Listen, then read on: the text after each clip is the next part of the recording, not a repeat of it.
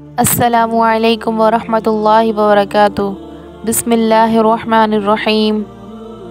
حدیث پاک کا مفہوم ہے، حضور صلی اللہ علیہ وسلم نے فرمایا کہ میں اور یتیم کی پرورش کرنے والا جنت میں اس طرح ہوں گے، اور آپ نے شہادت اور درمیان کی انگلیوں کے اشارے سے قرب کو بتایا۔ حدیث پاک کا مفہوم ہے، حضرت صلی اللہ علیہ وسلم نے فرمایا کہ جسے پسند ہے کہ اس کی روزی میں فراخی ہو اور اس کی عمر دراز کی جائے تو وہ صلہ رحمی کیا کرے۔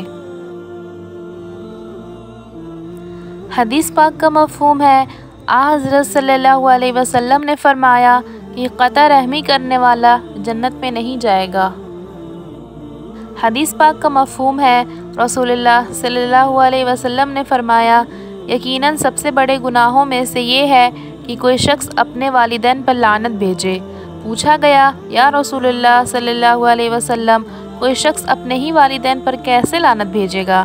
حضرت صلی اللہ علیہ وسلم نے فرمایا کہ وہ شخص دوسرے کے باپ کو برا بھلا کہے گا تو دوسرا اس کے باپ کو اور اس کی ماں کو برا بھلا کہے گا۔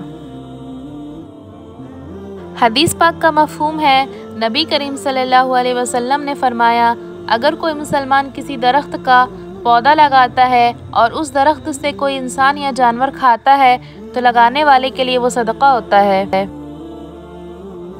السلام علیکم ورحمۃ اللہ وبرکاتہ۔